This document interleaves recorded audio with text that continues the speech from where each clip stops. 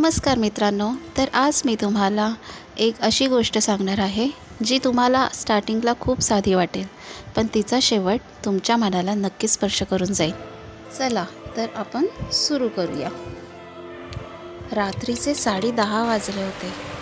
बाहेर मुसळधार पाऊस पडत होता. रस्त्यावर फारसं कोणीच नव्हतं. ऑफिसचं काम संपवून नेहा घरी निघाली होती.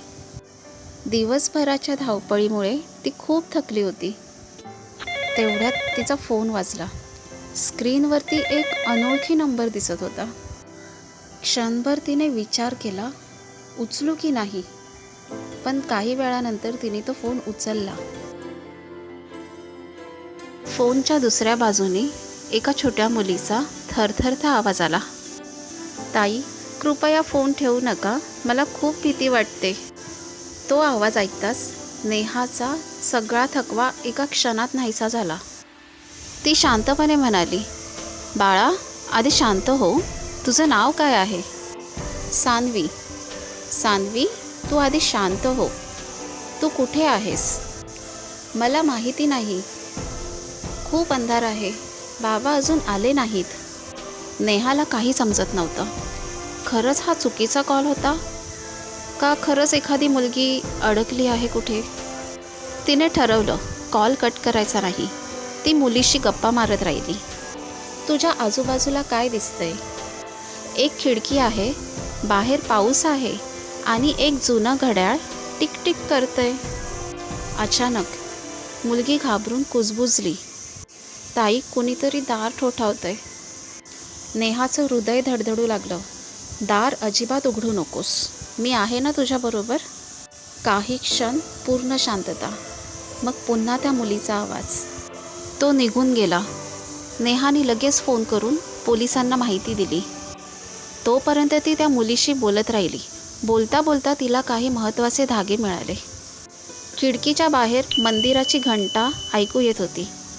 थोड्या थोड्या वेळाने रेल्वेचा आवाज येत होता आणि घराबाहेर एक कुत्रा सतत भुंकत होता. या छोट्या छोट्या गोष्टींच्या आधारे पोलिसांनी शोध सुरू केला. वेळ जात होता. मुलीचा आवाज आता आणखीनच हळूहळू होत चालला होता.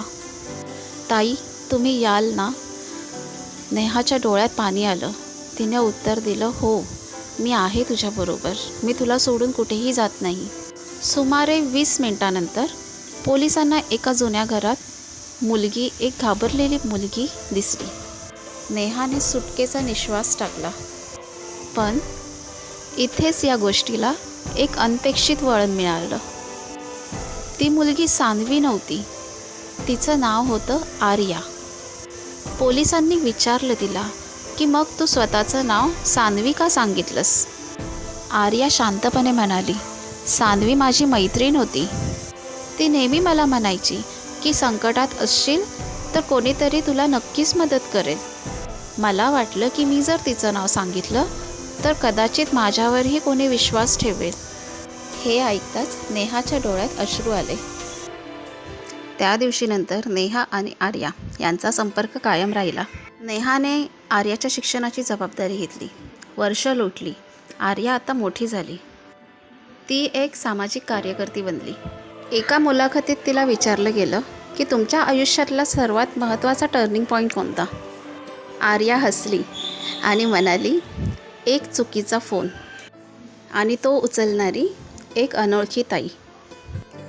तर मित्रांनो, आपल्या आयुष्यातली एखादी छोटीशी कोणाची मदत एखाद्याचं आयुष्य संपूर्ण बदलून टाकेल. म्हणूनच जिथे शक्य असेल तिथे माणुसकी जपा. जर ही गोष्ट तुम्हाला आवडली असेल तर व्हिडिओला लाईक करा. तुमचे मत मला कमेंटमध्ये नक्की सांगा. आणि अशाच कथा ऐकण्यासाठी चॅनेलला सबस्क्राईब करायला विसरू नका. धन्यवाद. पुन्हा भेटूया आपण एका नवीन कथेसह.